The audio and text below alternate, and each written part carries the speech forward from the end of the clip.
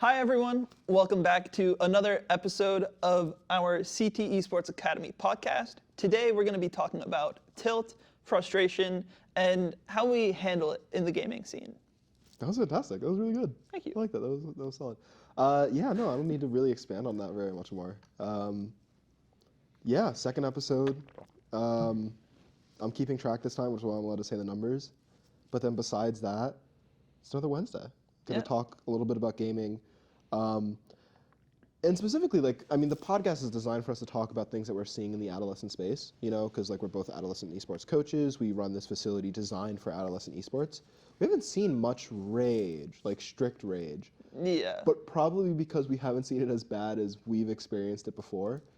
I think, I've known some people who have been, notorious ragers in my life. And what's a casual rage for them would be, everything has gone wrong in the life of one of our kids, which is nice. I like to think that potentially that's pointing towards the fact that kids are getting better at dealing with rage related to video games, or getting tilted from video games. Yeah, I think a degree of it also comes just from the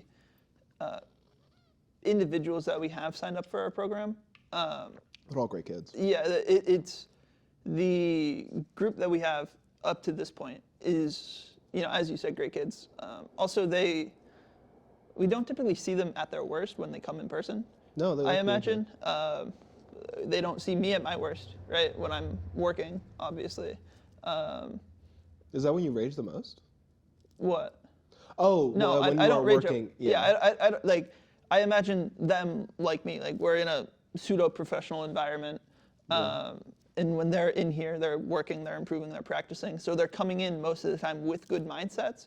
And we try and press that upon them. Yeah, and one of our jobs is to make sure they're having fun. And create an environment in which tilting would be, not beneficial. Yeah, right. And again, one of our core jobs is to essentially make sure they have no reason to be tilting, right?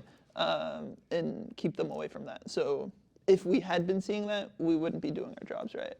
Yeah, I think one of the ways that we do that, kind of a side tangent, I guess, a good way that you can do this, and you could do this at home with yourself as well, is when you go into gaming sessions, analyze or take a moment from the last time that you gamed and set a bottom.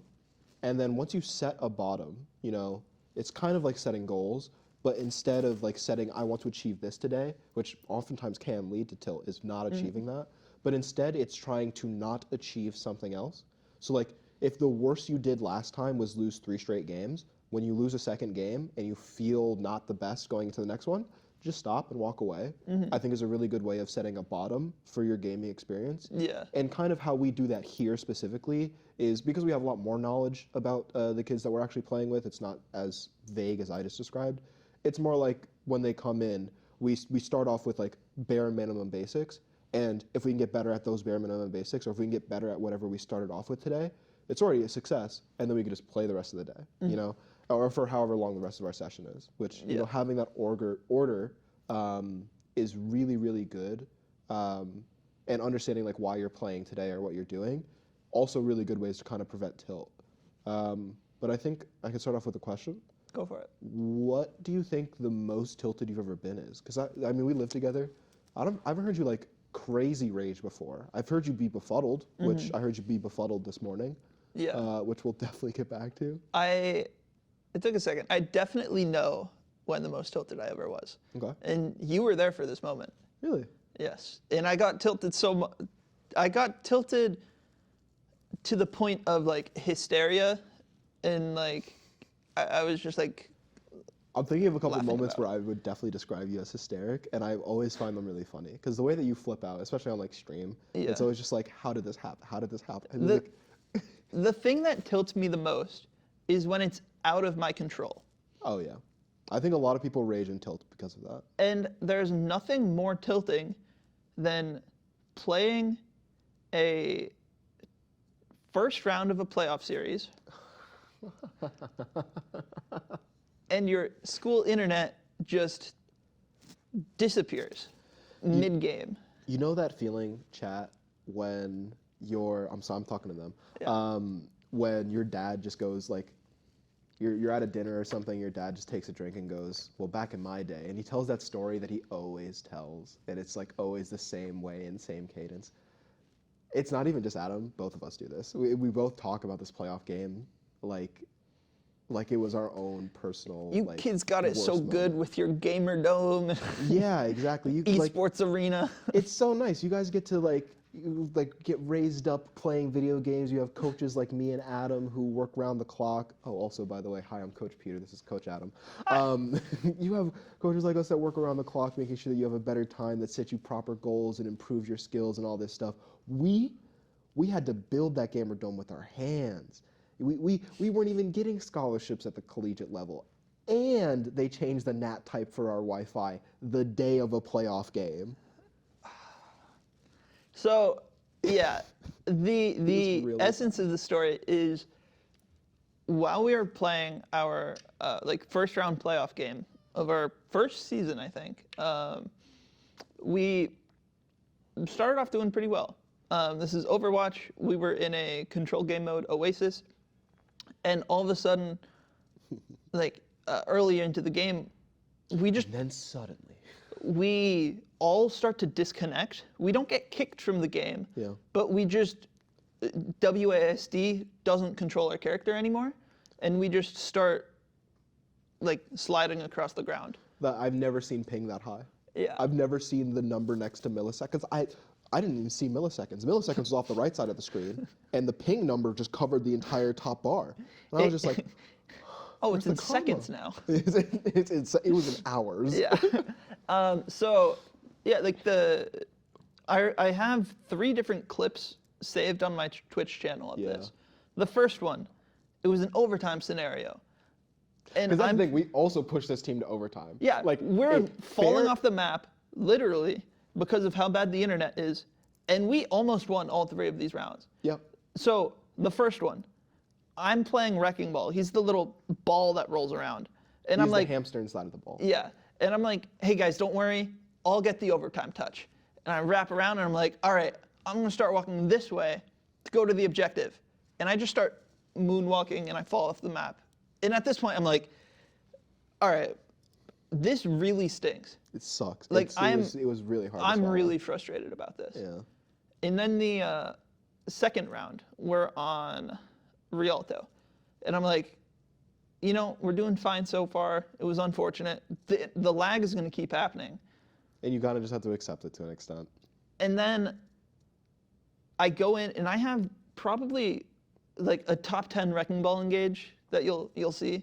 It was a 4-person pile drive, set everyone up. I used my ultimate. They're all going to land on it. It's going to be awesome. All of a sudden, I start moonwalking and I fall into the river on Rialto. Yep. At this point, I rip my headset off, mute my mic, and just, oh my God. Yeah, and was not a very big fan of you. I might have to bleep his last name. Your roommates were not big fans of you for that night. Yeah. Honestly, all a Hawk Call. Or that wasn't Hawk Call. I guess it would have been it was River. Park River at that point, yeah. And then the third clip on the channel. At this point, I'd given up hope in winning. I think most of us did, because if you go 10 seconds without being able to fight back in a game like Overwatch, you just lose. Right. In any video game, ping is always the biggest issue. It is always there are just insufferable levels of ping. It's why people want to play on LAN, and it's why I'm very excited this upcoming weekend. So this is filmed on the 29th of May, in 2 days, I think, or 1 day. We have Dallas LAN, which is going to be awesome to watch. The Overwatch mid-season tournament. Yeah, Overwatch Contenders, what does the C stand for? Championship Series? Championship Series. Yeah, OWCS is going to have their first LAN. Champion Series. I don't know if it's Championship. Yeah, which is nice because Overwatch doesn't have a lot of LANs. I think compared to most of their video games, there's not a heavy amount of LAN culture in Overwatch, which does kind of suck. But since you often have set to play on ping, and we were also playing during the pandemic, we weren't allowed to play in person. It was all just down to Wi-Fi, and then the Wi-Fi on our campus the day of was just no. And that hurt. This wasn't the most that I was tilted, though, because I had kind of accepted it. I had been playing all day already up to that point, so I had noted the Wi-Fi was bad, which, by the way, The Wi-Fi on the campus was fine for everything but video games. Like I said earlier, it was related to the NAT type. For some reason, the entire NAT type of the entire campus Wi-Fi switched. So every single person who was playing on campus had to, at best, use a VPN, which is what I did. And I used a VPN, which allowed me to have, I'm not kidding, 500 plus ping. So things were smooth, but at a 500 ping or millisecond delay, which is absurd. But because I had already accepted it, I like a couple seconds at Oasis, I was like, maybe it's just my PC. And then you started lagging, and then everybody else on the team started lagging, and I was like, all right, cool. I'm gonna mentally check out.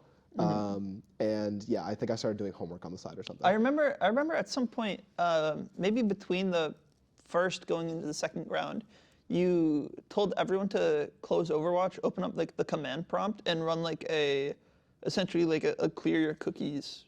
There was a cache that you can clear, and then that would allow you to reset your NAT type, but your NAT type would be local, which has nothing to do with, I think, the server or the Wi-Fi that we were connecting to on campus, because that was the issue. The best thing was the next day, everything was back to normal. Everything was back to normal the next day, and I just went back and grinded rank. Yeah. Also, I think like during the second map, out of like a best of 5, I just ordered Subway. I was just like, I know we're gonna be done in like the minimum time for completing a map. I'm gonna order Subway. Yeah. This wasn't the most tilted I ever got, though. Yeah. The most tilted I think I ever got at a video game was actually not even playing competitively. It wasn't esports. It was I was playing GTA 5 with my friends back in the day, like, really long time ago, maybe middle school, early high school. And I had just stolen my mom's credit card, and I had just bought a Shark card for $80. And I spent the money on an in-game thing, and I'm kind of joking when I say I stole it. Like, she knew that I used it to like buy games and stuff like that, but she always wanted me to tell her ahead of time. But she wasn't home, and she left her credit card at home, so I just went and grabbed it, and I was like, I'll text her, don't worry. I don't think I texted her. But I bought like all this in-game currency with it. I bought the in-game currency. I bought, and this is GTA 5, so I think I bought like a jet for the first time, so you could have your own personalized jet. But I didn't know that you could get it back if it got destroyed. So I was being really careful with it. I was just flying around town, enjoying my day. We were in a private like multiplayer server with all my friends, and all of my friends start messing with me, and I'm getting really mad. Oh gosh. And it goes on for like 30 minutes straight. And one of the friends that I was playing with lived up the street from me. I got so tilted by the end of it, I closed, because they finally destroyed my jet. I didn't know how to get it back. They were not helping me. I couldn't find it on Google, because it's a very obvious answer. It's literally just like, press the reclaim button and you will just get it back. But I was missing it very obviously because I was getting tilted. I was fighting for my life in an Xbox like voice chat. Yeah. I literally closed my Xbox, grabbed my dad's keys. I walk up the street to go and fight my best friend. I was that mad. But when I got there, his mom was there and was like, "Oh, hey Peter, are you here for dinner?" And I was like, "Fine, you make really good like penne alla vodka or whatever." And I was like, "Fine, I'll eat the food, but I'm not gonna be happy about it." Oh gosh. It was really good penne alla vodka. It was so good. But yeah, no. Yeah. We made up after that, and obviously we're still pretty good friends. But that was the most tilted I think I ever got at a video game. It's actually kind of surprising. I think that I deal with tilt kind of well, and I think we could transition the conversation. How do we deal with tilt? Or actually, no. How does tilt arise in the first place? Because I thought you were tilted this morning. I thought you were pretty heavily tilted based off of what I was hearing from your room. No, I So definitely why don't was. you walk me through your morning and how Fortnite is going for you? So. Wait, what's the YouTube apology? I played Fortnite this morning. I gotta make that video. So okay. Yeah, Fortnite, I think like last week had an update where it's Chapter 5, Season 3. We moved on from Avatar: The Last Airbender theme to Mad Max theme? Yeah. Or Fallout? Yeah, so Mad Max, the core of the season are drivable cars. I mean, really, that is the core of the season. Are there like variations? Because I've only ever seen you with a truck with a gun on top. There are different types of cars. So there's, as far as I remember, there are 2 like default cars. One is like a sports car, kind of like Lamborghini-esque, where it's super, super fast. And then the second is like a Jeep that is a little more tanky. Yeah. Is that the one with like the has like the front plow but has spikes on it? No. Oh. Well, kind of. The plow that you're talking about is one of the new things they added in the season, upgrades. Oh, So okay. you can add that plow to either of the cars. I So can go to San Andreas Auto Parts and I can get it fixed up. yeah, so the way it works, right, is if you're driving a car, there are these like crates that spawn on the map, and if you drive through it, you get that like upgrade to your car. Oh, that's kind of So you can get upgraded tires. You can get like off-road tires, or the other one's like bulletproof tires. Ooh, oh wow! I'm now realizing it's all coming together for me. Please continue. Yeah. Then there are two types of turrets you can get. You can either get a rocket turret or a like machine gun turret. And then the third thing is the front plow that you're talking about. There are two different types of plows as well. I don't really know the difference of those yet. But both of them do a very good job at what I've heard from you, blowing through like builds, environment, structures, anything like that. Yeah. Yeah. And then there are also, I want to say, three like mythic cars, essentially. Oh. The same way there are mythic weapons or medallions in Fortnite. These cars, like, 3 bosses spawn on the map with these cars, and if you take it, it's just a stronger car. Like, I think they repair themselves, they have more health, they're faster. They're really strong. Really, really strong. Please continue. It's all just coming together for me about how mad you've been, and it's more justified in my mind. Yeah. I want you to know that you're heard and your feelings are very valid here, like wildly valid. So, again, this is pretty much the core of the new update. The rest of the map stayed the same, except like the bottom corner. The medallions from the previous season were removed. The weapons are still there. You just gotta, anyways, it doesn't matter as much. So cars. Cars. Great movie. A normal person has 100 health, 100 shield. A 200 car, HP. a car has between 1,500 and 2,000. So first of all, it's just tanky, Yeah, right? 10 times more health than you would typically have, and bullets don't go through windows. So it's not like you can snipe a person out of a car. You can, but I think, I could be wrong on this, but I think certain cars have like, I think it's just like the hitboxes. Are just more difficult to snipe there, yeah. It's really hard to shoot through. That factored in with like travel time of bullets, it's pretty difficult to shoot through. Yeah, not a real option to disengage from a car is just trying to shoot them through the window. So Yeah. they're inside of they're in something that is upwards of 10 times their health pool that you cannot shoot them out of. So they just have 10 times extra health essentially. So yeah, it's hard to shoot them out of. The other thing is, if you do shoot them and get them weak, they're in a car. And can just drive away. They They will be driving the entire time you are engaging with them. They will literally just drive away. Yeah. And like a downside of one of the old movement tools was the wings. The wings were considered pretty bad most of the time because of the hitbox. You became super vulnerable if you had the wings. With the car, you are unkillable. So there's that. And then the turrets.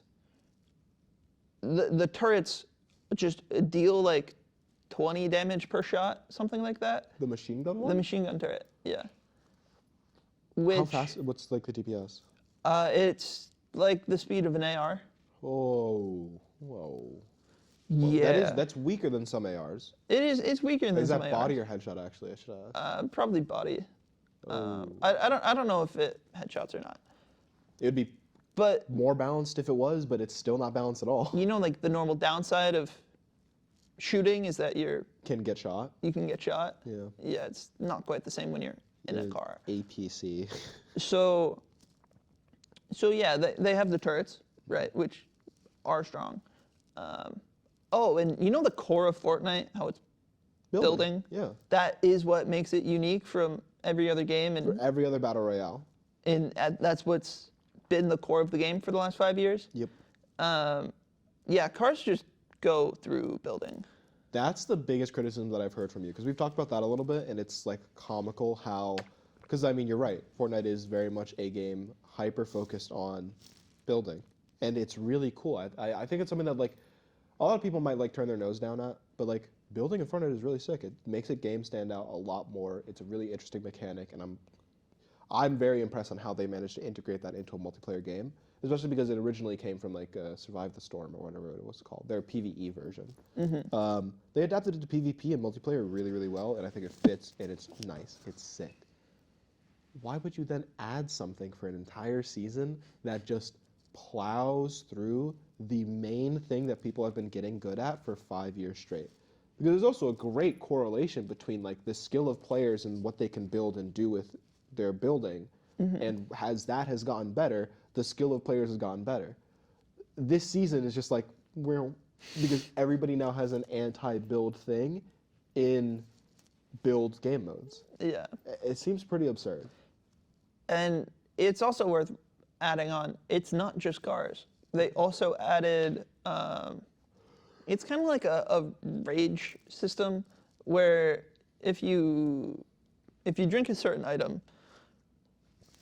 it replaces your sprint bar with a different type of energy, where when you run into buildings, it just destroys it. The building? Yeah, like a wall or anything, it just smashes the wall. What? Like, you know, have you seen X-Men? Yes. The Juggernaut? Yeah, Juggernaut, where he just smashes through wall after wall after wall. I love that scene. That is what you can do with this. Wow. That's goofy. Is that a thing from Mad Max? I've seen the first one. I haven't seen the second one yet. I don't know. I don't think that's a thing from Mad Max. I think they're kind of just cooking with fire. Really? Yeah. Oh, first Mad Max is fantastic. What's his name is in it?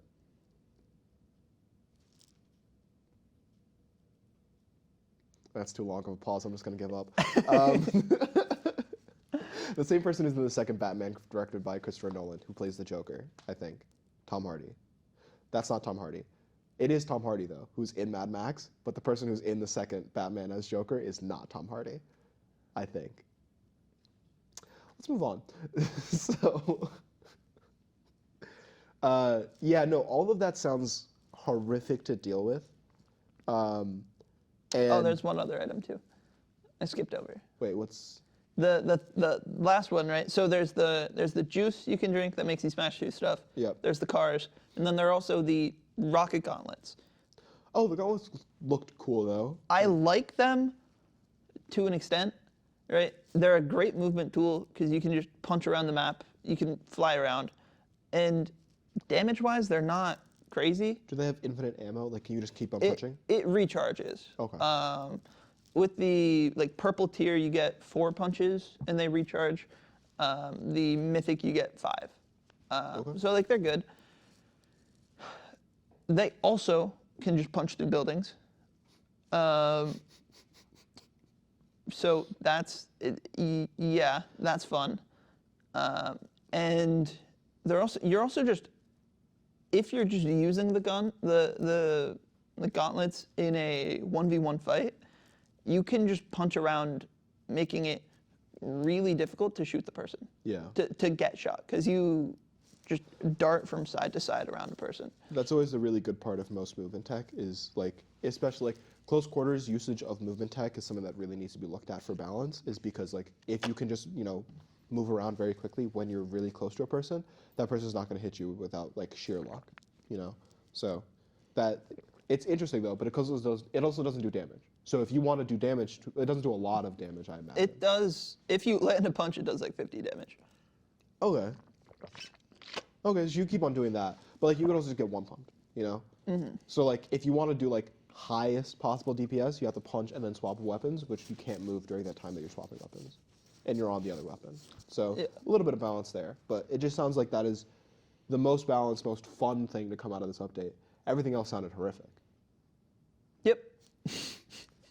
Which I guess explains why you were, in my words, befuddled this morning when I heard you go, "What is that?" Okay, bye stream. I think I heard that exact same line. That's exactly what I said. Yeah. I was like, I played maybe 5 or 6 games this morning. It started out all right. I got, I don't know, top 10, whatever, in like a normal game, and I was just running around, and then a car drove at me and threw me into the air, and I died. And I was like, oh, okay. I guess I'll re-queue. I'll try again in the next game. Next game I died off spawn. I was like, that's upsetting. But classic Fortnite. But Nothing related it's to the new Fortnite, season. right? That happens. You die off spawn sometimes, especially early in the season, right? Call back to my Fortnite tips, right? You want to land on a weapon. Oh, yeah. First thing, if you see either a weapon on the ground or land at a chest location, if you know where one will be. When I'm landing at a new location, I don't know where anything is, so I landed on a spot that looked like it would have a gun, right? Like a big shiny location. Oh, surely there's something there, but it was just an empty metal platform. It was very sad. And I just ran and died. Next game, I think I got one of the mythic cars. I got one of the mythic cars at my location. I was like, awesome. I've got a mythic car. I've got 2 good weapons. I'm golden. The mythic car I had the rocket launcher attachment, the grenade launcher turret. Mm-hmm. The enemy car had the machine gun turret. It's a lot easier to land shots with a machine gun than a slow-firing grenade launcher. Yeah. And so he just shot me, and I couldn't really shoot back nearly as well. And he blew up my car, and I died. Yeah, and then this I imagine just continued for the next 3 games that Yep. you played. In which case you just gave up, which is understandable. I think that now is probably a good time to talk about, because that's the other thing. I think that you'll probably end up seeing a lot of different types of tilt and rage, especially if you play with other people. I think that, especially in friend groups, not everybody is going to rage or react to negative stimuli the exact same way. Like, for me, going back to the GTA 5 example, like that story, my way of dealing with tilt is typically assigning blame and then dealing with the person that I have assigned blame to. So I chose my friend because he was the person physically closest to me, and I was like, I need to go unleash this on another human being, which was how I dealt with tilt in the past. Now, I still assign blame, but I don't do anything about it. So I think the most recent time I got tilted was, maybe like 2 days ago. I was 5 stacking with my friend Trevor and a couple other guys, and we just had like a heart burner. It was just like, we really should have won like a 5v5 game in Overwatch, and afterwards I was just like, that's probably my fault. Okay. So I'm still assigning blame, I'm still doing the same thing, but I very much toned down in my age. So I think especially if you're a kid and you play with other friends and stuff like that, you or a lot of people in your friend group are probably going to rage and tilt a lot of different ways. But how you deal with that is definitely an interesting thing to talk about. So how do you deal with tilt? Actually, before you answer that, tell me how you tilt, if you could like concisely sum it up the same way that I kind of did. So I would say there are a few different things that cause tilt. One, I'll give like two examples for me. One would be like in Overwatch, I get tilted because I know why we lost, right? Like in Overwatch, I'm tilted because our tank is James Bond, 0 kills, 0 assists, 7 deaths. Yeah, calling someone James Bond without knowing that means 007 in the kill feed is really funny, because it's like, oh wow, he's really good with a gun, huh? It's like, no. Right. So like in a game like Overwatch, you can be something simple like somebody has horrifically bad stats. Yeah. Or it could be more minute, like, oh, this person was taking just a really bad pathing. Yeah. Like our Widowmaker was trying to 1v1 a Reaper at close range the entire game, right? That would be tilting, because I know that's a really foolish decision to make. Yeah. And it's obvious. And even if I tell them not to, right, they don't listen, they don't care. Still do it. And they keep dying from that, right? That is one thing that would tilt me. I guess there are three aspects. In Fortnite, like this morning, I think the core reason I was tilted was because it's so new, I don't know the counterplay. I don't know what I need to do differently to have that not happen. That's interesting. So Right. one is you have too much knowledge that another person doesn't have that is causing the downfall. Yeah, The second one is kind of like you are lacking knowledge and that's causing a downfall. Yeah, so it's like, the first one, right, in Overwatch, I know it should have been done differently. The fact that it wasn't done differently upsets, right? Because if I try to make a change and a change doesn't happen, that's frustrating. Yeah. If I say I just am losing, I don't really get tilted by that. It's like, it's upsetting, like, they are just better than us. Yeah. I don't really get tilted by that either. Yeah. Because like if I'm doing a good job but I still lose, it's just like, cool. Yeah. They were better today. They had this or that, and And the other thing, it also varies in team games versus solo games, right? Like Yeah. in Fortnite, I know it is my fault that I was losing, right? Because I didn't know what the correct response was. Similarly, like with League of Legends, when I'm playing top lane, I'm essentially in a 1v1. Yesterday I was playing, or this morning, I was playing Pantheon versus a Tahm Kench top lane. I have no idea who is favored in that matchup. I don't know. Maybe I'm better in the early game, struggle in the late game. Maybe it's the other way around. yeah. I have no idea. I don't play top lane. I don't play Pantheon. I don't play Tahm Kench. So I learned. I learned I struggle a lot in the early game. Yeah. Although that also could just be because I'm not good enough. It could have just been that one-time experience. But when I got to the late game, I was kind of good and kind of dominated. So maybe that was what it was. Yeah, maybe you're a late game flourisher. Right, but it was really frustrating at the start because let's say on paper, Tahm Kench is better than Pantheon in the early game. Let's just say that. It could be wrong. Again, I'm not good. I'm not good enough to know for sure. But going into that matchup, I didn't know. So I went in with the assumption that we were kind of even. Yeah. So you played like you're even. Which- Because there's oftentimes in which you go in especially League, you'll know that the person in your lane is better, or like the character just on paper is better. Is stronger, yeah. So you play specifically reserved. Yeah. Or if you know that you're better, you play specifically more aggressive during the time period that it'll work. Because most characters, if they're just worse, they're not just worse the whole game. At some point they might get better. You need to be wary of that. So you need to use the times where you know for a fact they're worse. But yeah, sorry, continue. Yeah, so it was tilting needing to find out firsthand that, oh, I'm bad into this character. I can't 1v1 this guy. Yeah. Right? That's a little tilting. But like on the other end, if I know that I should be favored and I try to take the matchup and I'm still losing, that's also frustrating, right? Because I should be advantaged and it's not working. Yeah.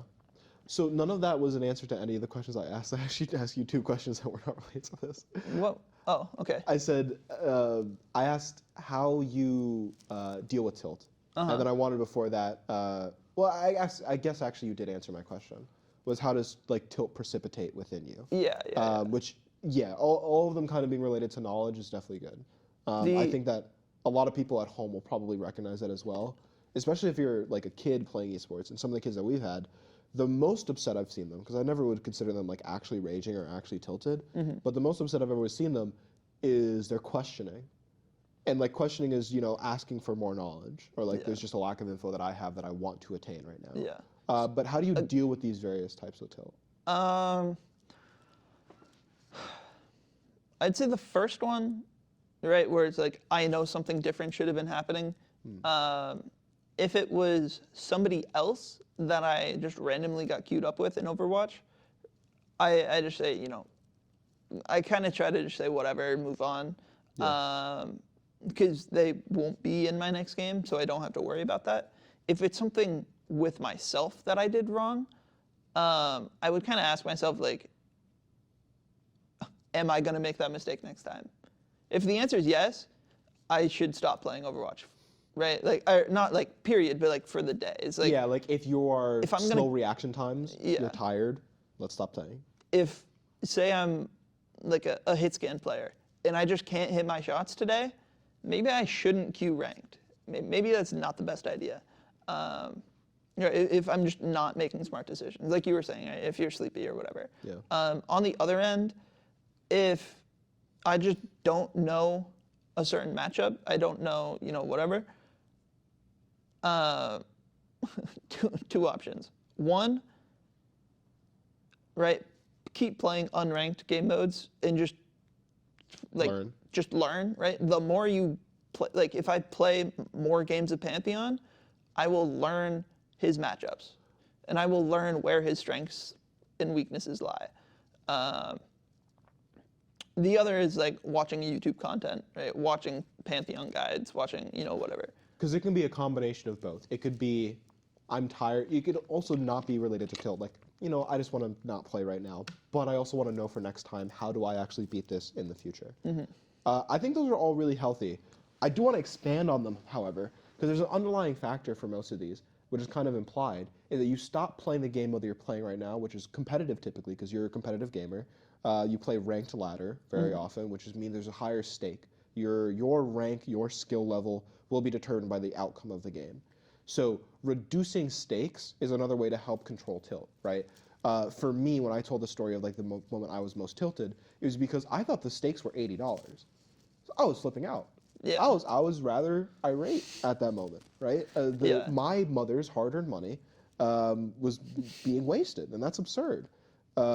So I think that like reducing your stakes and making it so you can be in an environment to learn better is one really good thing. And that's something that we do here at CTEA, is like we try and make sure that everybody understands, like if we even play ranked, the stakes aren't I want my rank to go up. The stakes are I want to improve on something outside of the game. That's why we give them tasks and objectives and stuff like that. Yeah, again, because like the goal for a lot of the students in our programs isn't necessarily the rank, it's the tournament performance that we play in later. Yeah. So use the ranked scene as a practice ground, as a training ground for real competition. For you don't go against like Fortnite AI generated bots in the ranked game mode, so every person you'll run into will like actually fight back.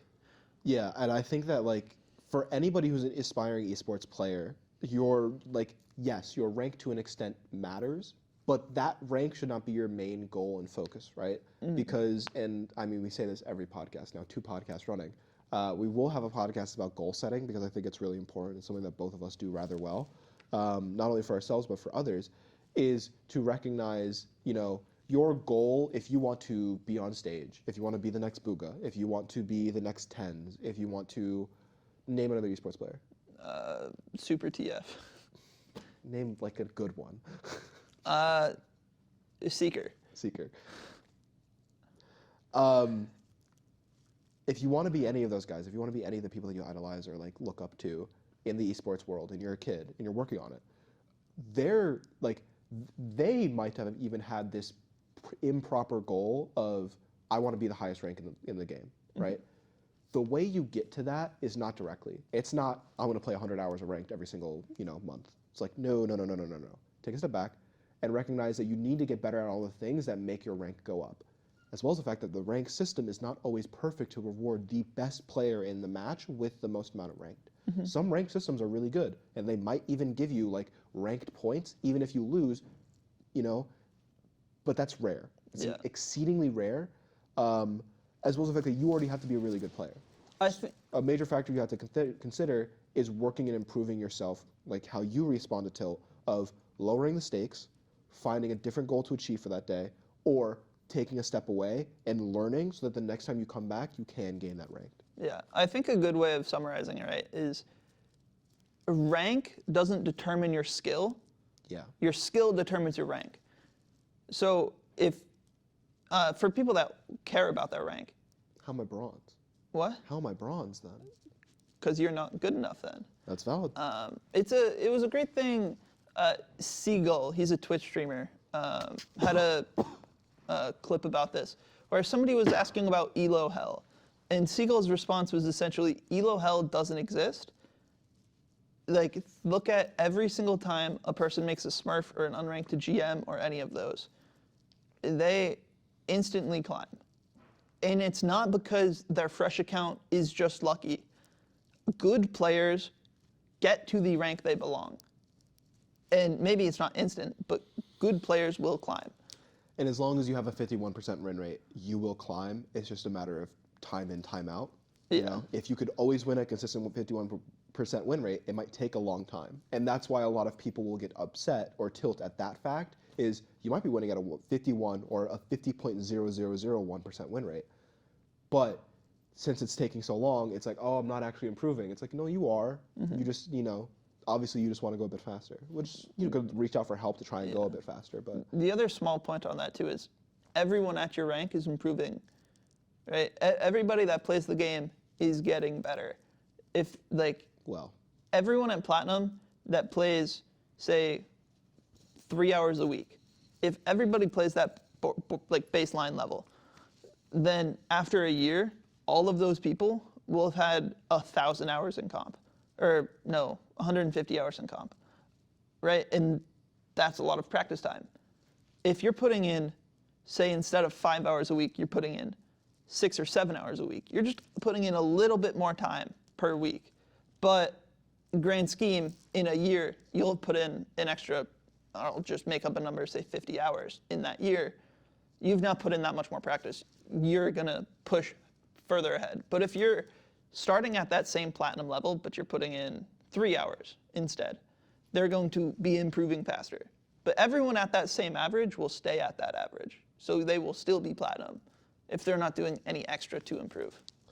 That's totally tangential. it is tangential, but I think it's, I don't know, where we step in. I've now said this the third time, so I think that's the last time we're going to say this.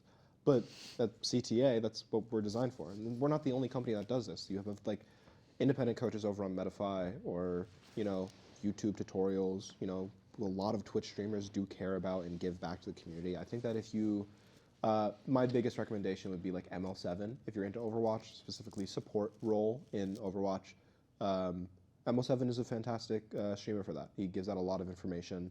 Mondays are his educational Monday or something like that. And he is just really, really good at getting all that done and impressing upon people how to get better outside of the game. Because I think that a lot of people end up in that monotony, which leads to tilt of just hitting your head against the wall and not improving or changing or looking away from the wall to see that there's a door to your right side. But you're just trying to go through the door. So you're not trying to go through the door, you're trying to get through the wall because you think the opposite side of the wall is the goal, whereas there's more to the wall.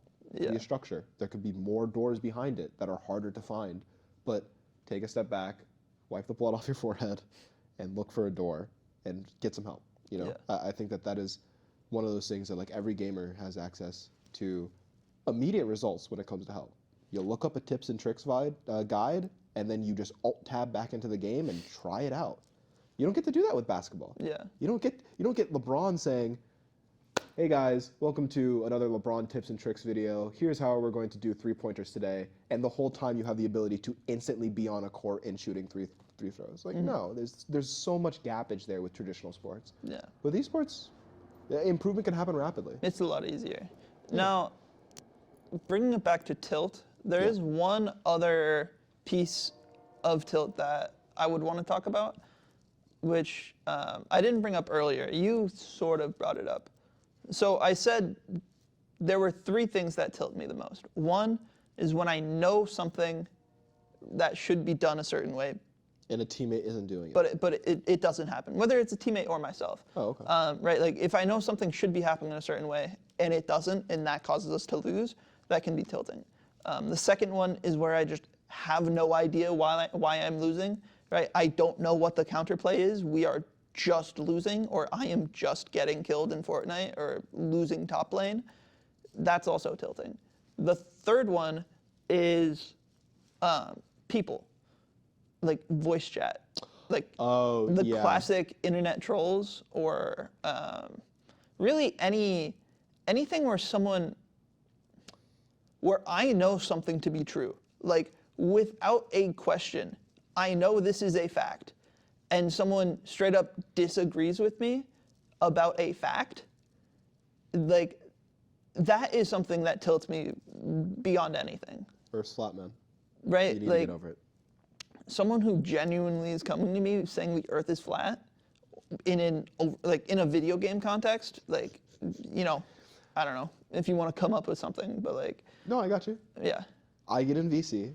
We're Shambali, defense. We're Okay. ready, right? We're getting ready, all this. So I'd hop in VC. I say, hey guys, how's it going? Like, everyone's having a good day. Everyone's like, yeah, good games, Yeah. good games. All this. I was like, cool.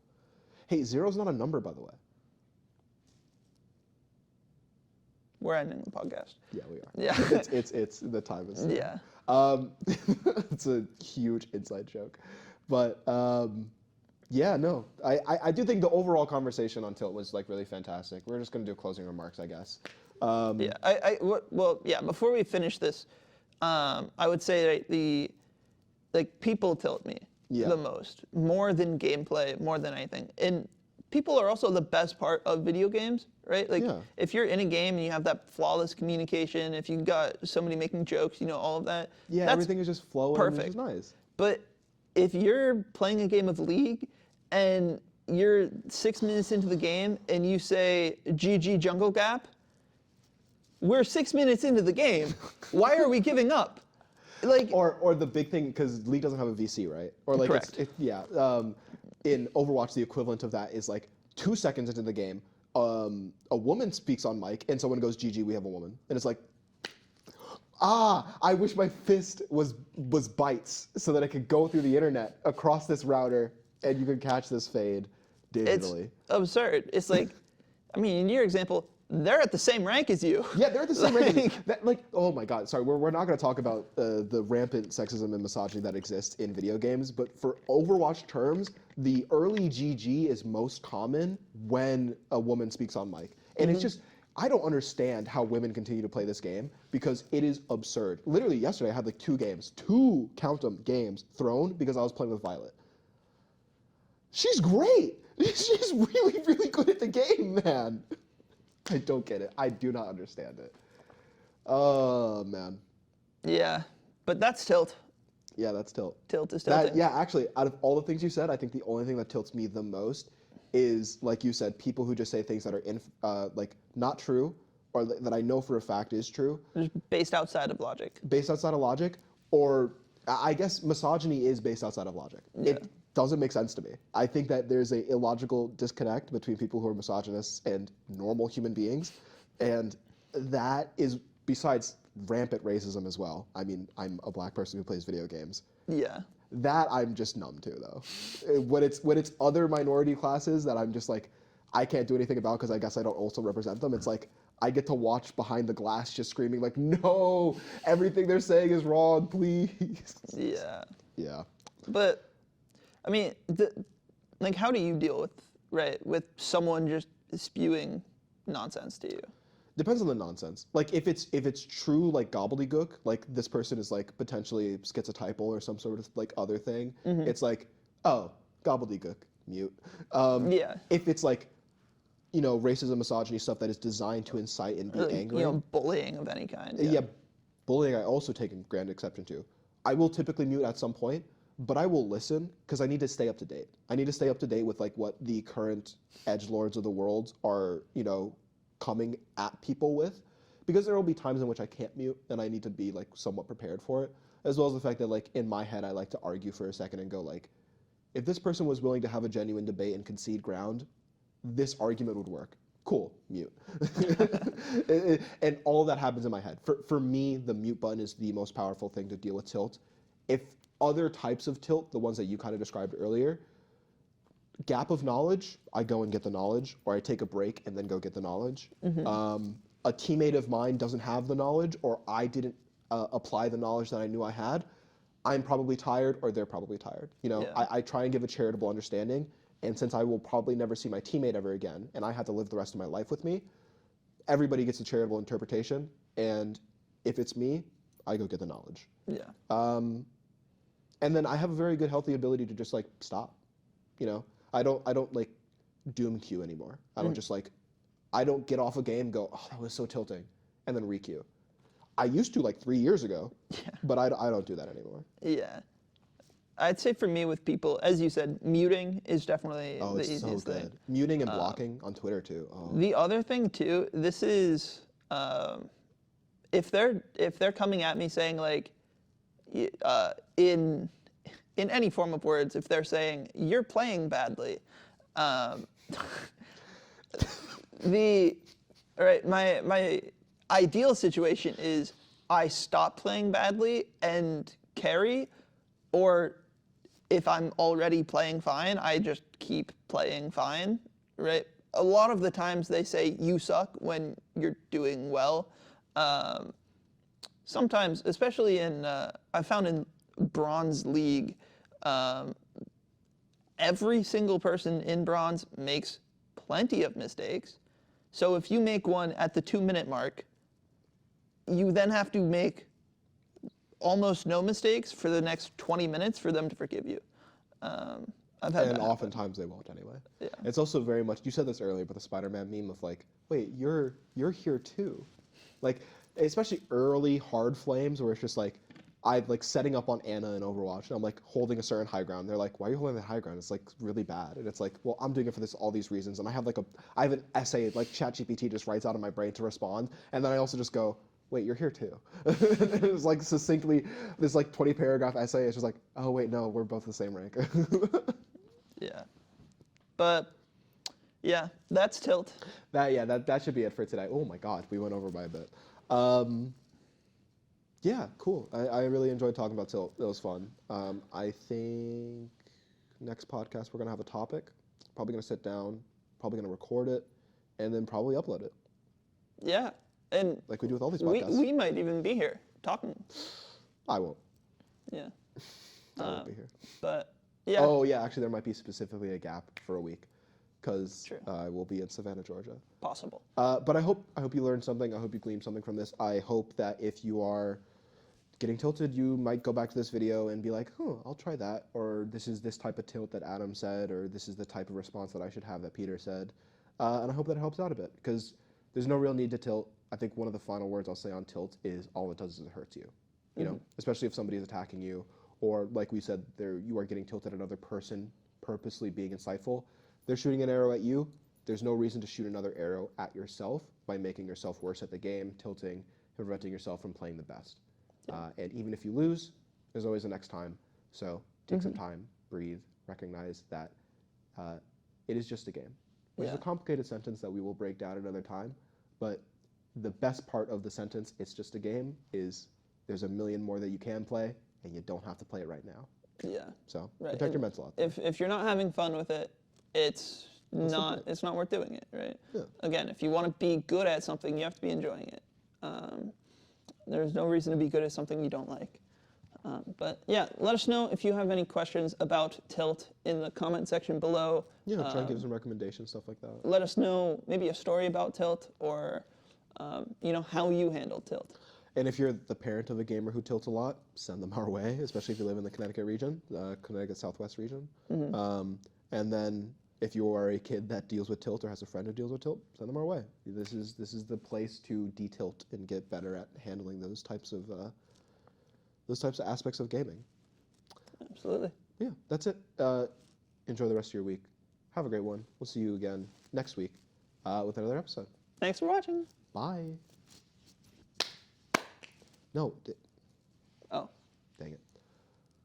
For who gets the phone, it's your phone, so I understand that you want to go get your phone, but rock, paper, scissors. We did it once before you said rock. Rock.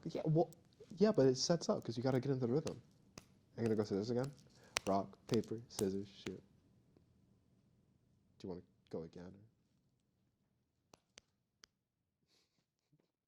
Rock, paper, scissors, shoot.